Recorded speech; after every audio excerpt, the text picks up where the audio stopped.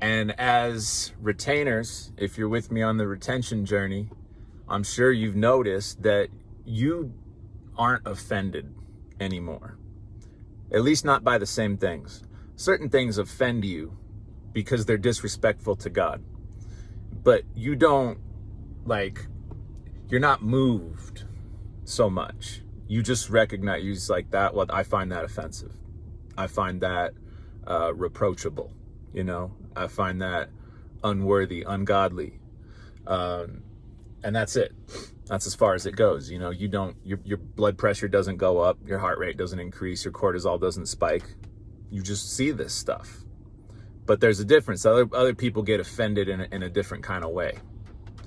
And who is it that would be offended by the truth, you guys? I think this is what the title of the video is going to have to be. The truth is only offensive to liars. To liars. Now, there's two kinds of lies. There's two kinds of lies. There's the lies that we know we're telling and the lies that we don't know we're telling. Conscious or unconscious. People lie in both of those ways. A lot of people are so accustomed to lies and deceptions that they don't even know that they're lying. It's called a pathological liar. Somebody that lies so much that they don't even know the difference between truth and lies anymore. They're not conscious of it. They just lie. Now, we live in a world that is essentially defined and ruled over by lies. Okay, you guys? The law of man, as it is written, is full of tricks, deceptions, lies. And you notice how these days legislators are constantly rewriting the law, changing the letter of the law. Now, what good is a law if it can just get changed at whim? How is that actually a law? If something's a law, it's immutable. It can't be changed. God's laws are from the beginning to the end, in the middle, always, eternal, everywhere, all the time, unchangeable. Right? Nature's laws. When I talk about natural law, I'm also talking about God's law, right? You see, nature, an ecosystem, before man and his cleverness interferes with what's there is perfect. It does what it does. It sustains itself. We all know even the people that don't believe in God have come to that awareness, right? We talk about permaculture. If you study environmental science, this is the new big thing.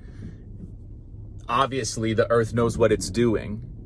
Obviously, some of the things that man has done has gone against the natural order of things. So it's funny how even in academia, even in environmental science, there are people who reject the reality of God, yet they will accept the reality of natural law and perfection that existed before they ever got there to recognize it in the first place. So what is it we're going to do? We're going to go back to nature, right? So it's funny, in the scientific enterprise, what I see is this attempt to explain the supernatural and the natural without the existence of God, right? All the way to the Big Bang Theory. So it's the part of the reason why this scientific endeavor, and you guys think about how long has this been going on for? How hard have they been trying? How many brilliant physicists have there been, right? How many attempts to explain how this all works? And it's always being revised. A theory comes and then it's debunked. And then a new theory comes and it's debunked, and a new theory and a new theory and a new theory. Now they have this massive hadron collider in Switzerland. They're trying to recreate the conditions of the Big Bang. They're never going to do it. They can't do that. And think about that for a second. Imagine if that was a real thing and they could do that and they did do that. I mean, this is playing with fire is putting it lightly. And so I think it's kind of absurd to think that these people aren't smart enough to understand how dangerous that would be. So they're lying to you when they tell you that's what they're actually up to.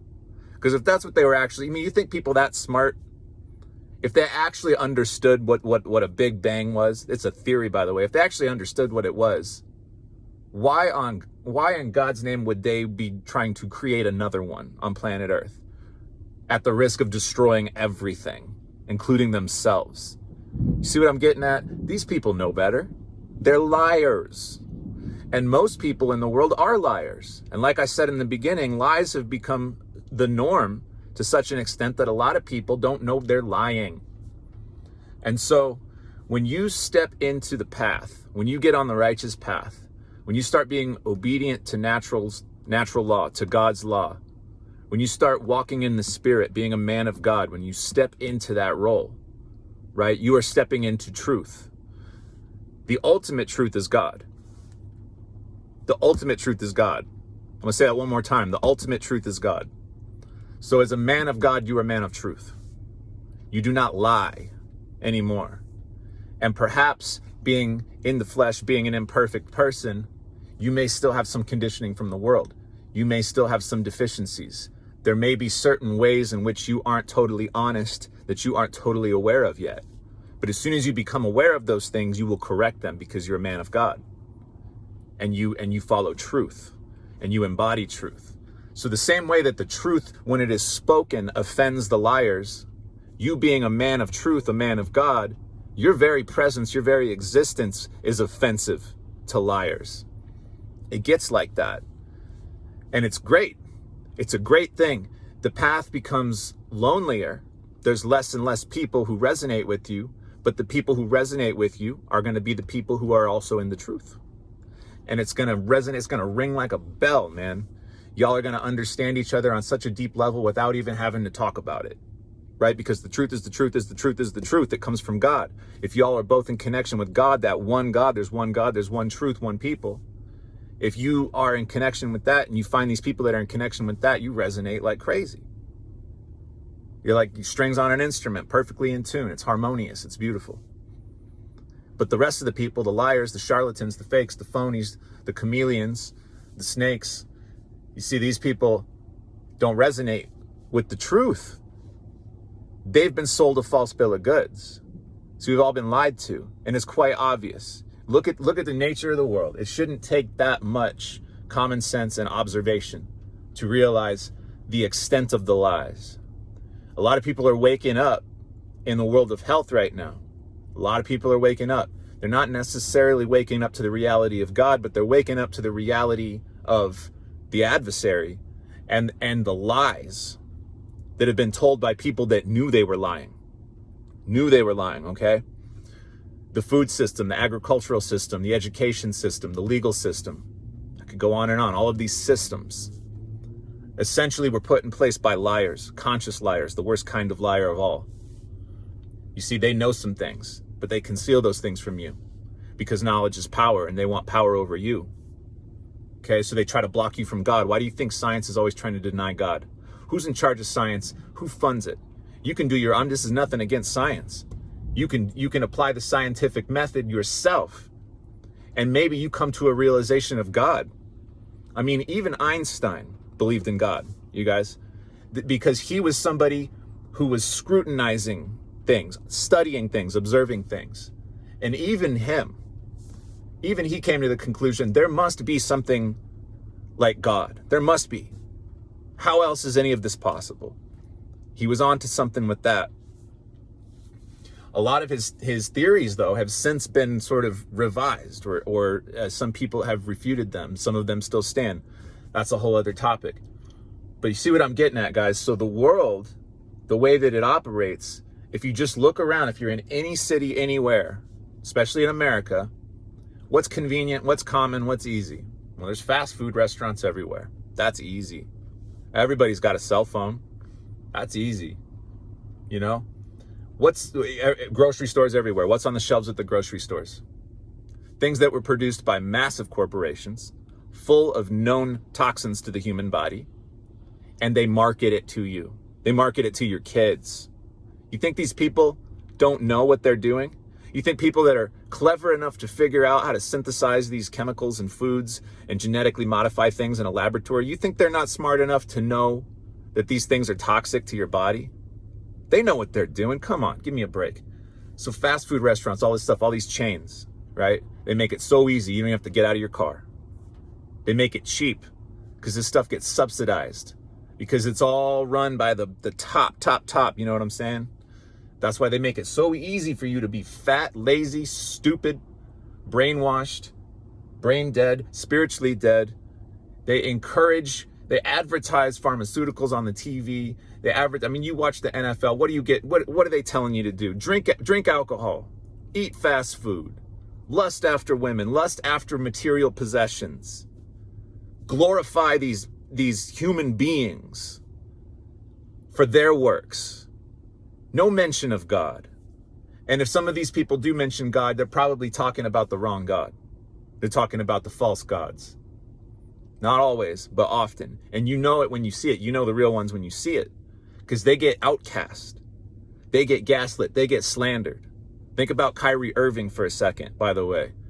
Mad respect for Kyrie Irving, man. One of the few athletes at that level that I have total respect and admiration for. Because this is a man of God and it's very clear.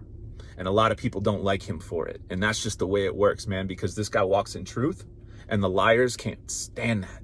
But they can't deny his talent. They can't deny his hard work, the fruits of his labor. But he gives all the credit to who? The Most High. See, this is a true man of God. You see, men of God, we can achieve great things as well. We just don't sell our souls to the lower forces to get there. Our souls belong to the Most High God, right? So there are certain things, there's certain limitations that come with that are imposed on us by the world of lies.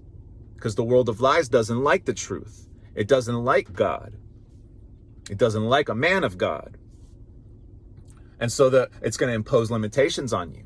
Certain forms of censorship, certain slander, and the way things are structured right now, it's like people out here that are really speaking the truth are really having a hard time getting the recognition that they deserve. You notice how certain people get this huge recognition. Now I'm gonna throw some names like Cardi B, The Weeknd, okay? Taylor Swift, people like this, okay? Now some of these people have some talent. Some of these people I don't think have much talent at all. I'm just gonna call out Cardi B right now. Come on, trying not to use curse words, but what is that? How is this person so famous? Come on, dude, give me a break.